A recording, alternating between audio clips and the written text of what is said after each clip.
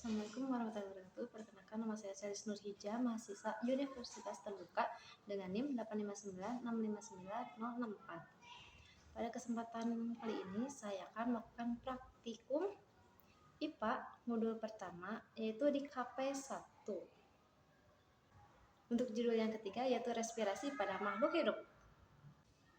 Respirasi yang hendak dilakukan ada dua, yaitu respirasi yang memerlukan oksigen dan yang kedua adalah respirasi yang memerlukan karbon dioksida. Alat dan bahan untuk respirasi yang memerlukan oksigen, di sini saya sudah memiliki 3 botol kecil beserta 3 buah sedotan dan juga malam atau plastisin. Di sini sudah ada pipet, ada air yang sudah diberi pewarna, lalu ada kapur sirih, ada kacang merah yang sudah berkecambah, dan juga belalang. Oke. Tidak lupa juga dengan kapas dan juga kertas.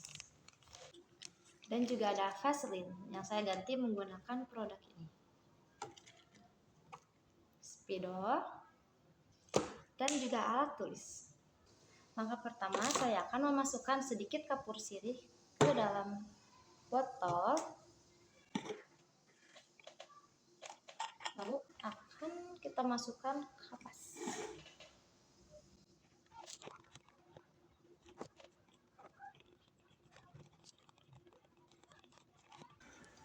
Selanjutnya, saya akan memasukkan kacang merah yang sedang berkecambah secukupnya ke dalam botol.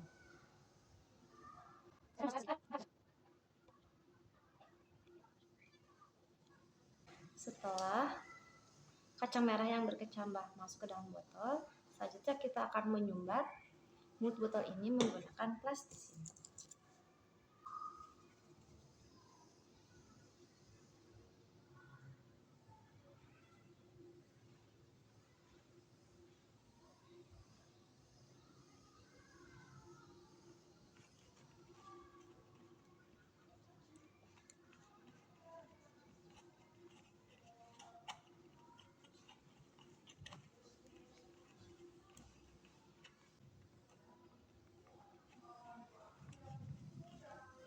Seperti ini. Jika sudah, kita akan memasukkan sedotan sebagai penghubung udara luar ke dalam. Tidak lupa kita akan menyumbat sedotannya juga, dan kita bisa menambahkan Vaseline di sela-selanya agar tidak terjadi kebocoran. Untuk botol pertama ini kita akan memberinya label A seperti ini. Lalu kita akan mengulang step awal tadi hingga akhir, tetapi dengan mengganti kecambah ini menggunakan belalang, dan yang satunya lagi hanya botolnya saja, tidak diisi makhluk apapun. Kurang lebih akan menjadi seperti ini. Untuk botol dengan isi kecambah kacang merah kita beri label A, botol berisi belalang diberi label B, dengan botol yang tidak berisi makhluk hidup kita beri label C. Percobaan selanjutnya adalah kita akan menempatkan ketiga botol ini dalam posisi tiduran. Untuk A, B, dan C. Dalam waktu yang bersamaan kita akan memasukkan sedikit cairan merah menggunakan pipet ke dalam mulut sedotan. Akan kita pantau selama 5 menit selama 5 kali. 5 menit pertama dapat dilihat bahwa botol B yang berisi belalang menunjukkan respirasi yang lebih cepat dibandingkan keduanya. Botol A juga menunjukkan adanya respirasi tetapi tidak secepat yang dilakukan oleh belalang, sedangkan respirasi botol C tidak menunjukkan apapun, artinya tidak menunjukkan adanya respirasi. Sekarang saya akan menjelaskan hasil pengamatan saya untuk kegiatan praktik respirasi yang memerlukan udara oksigen. Ternyata setelah ditetesi pewarna pada ujung sedotan, ada pergerakan di botol A dan botol B. Hal ini menandakan bahwa belalang dan kecambah memerlukan oksigen. Namun ada perbedaan antara botol A dan botol B. Di mana perbedaannya, botol B yang berisi belalang menunjukkan respirasi yang lebih cepat. Hal ini berarti penggunaan oksigen yang dibutuhkan antara belalang dan kecambah yaitu lebih banyak dibutuhkan oleh belalang. Buktikan dengan cairan merah yang masuk lebih cepat ke ujung lainnya dibandingkan cairan merah yang bergerak di botol A yang berisi kecambah. Dan hasil pengamatan saya untuk kegiatan praktik respirasi yang memerlukan udara oksigen ini. Wassalamualaikum. Selanjutnya kita akan membahas respirasi yang membutuhkan karbon dioksida. Adapun alat dan bahan yang diperlukan adalah 3 buah botol bermulut agak lebar,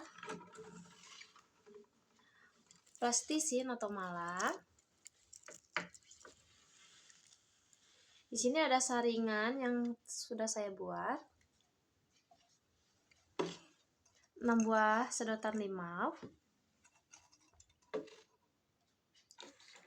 Ada Vaseline, ini saya ganti dengan lotion. Juga air kapur sirih yang sudah saya biarkan diendapkan selama semalaman.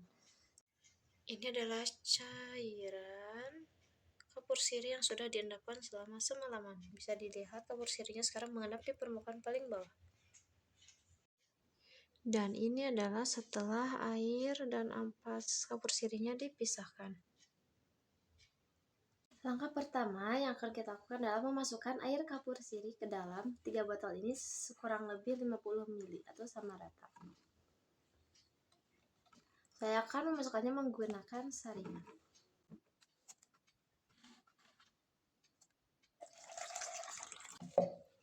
Nah, sekarang cairannya sudah masuk.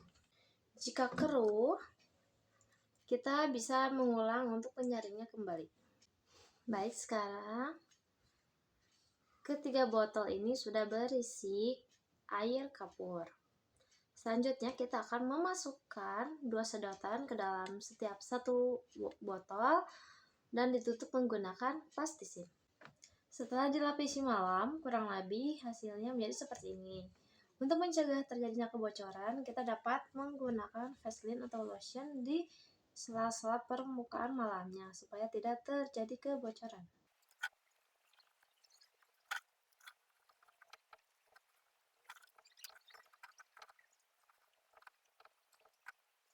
Jika sudah, kita akan memberi label A, B, dan C kepada masing-masing botol.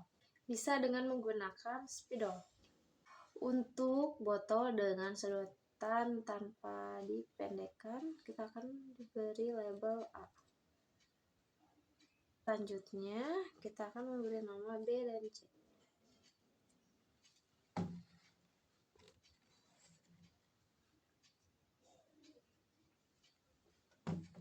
Selanjutnya kita akan mengambil nafas melalui sedotan yang tidak mencapai air di botol A, lalu menghembuskannya di botol B melalui sedotan yang masuk ke dalam dasar air.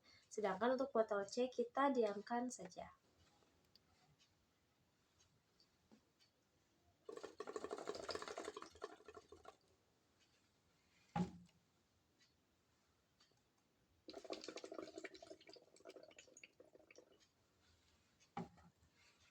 Seperti itu, dan kita akan melakukannya setelah terus-menerus sampai ada perubahan dalam airnya.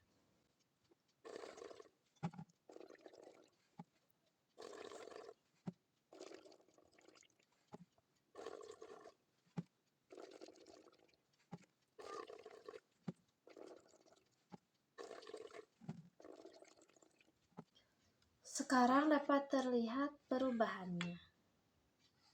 Air di botol B berubah menjadi keruh dibandingkan air di botol lainnya. Untuk pembahasan selanjutnya, saya akan menjelaskannya di hasil percobaan. Hasil percobaan yang menggunakan air kapur sirih sebagai indikator adanya karbon dioksida menunjukkan adanya perubahan. Hal ini dikarenakan air kapur sirih memiliki sifat akan menjadi keruh jika diberikan gas karbon dioksida. Berdasarkan hasil pengamatan, air di dalam botol A tetap jernih. Hal ini dikarenakan pada botol A hanya kita digunakan untuk menghirup saja, sehingga tidak ada penambahan karbon dioksida yang dapat mempengaruhi kejernihan air di botol A. Berbeda dengan air di botol B yang mengalami perubahan.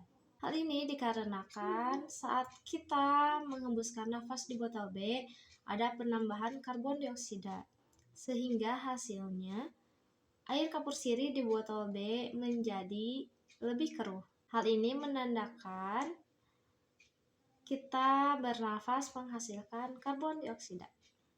Sedangkan botol C tidak mengalami perubahan. Hal ini dikarenakan air kapur sirih di botol C tidak mengalami penambahan karbon dioksida maupun oksigen, karena botol C hanya dibiarkan saja sehingga hasilnya tetap jernih.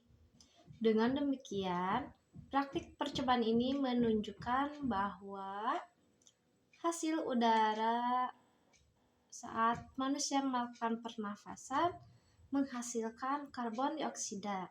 Hal ini dibuktikan dengan adanya perubahan warna pada air kapur sirih. Sekian, terima kasih. Wassalamualaikum warahmatullahi wabarakatuh.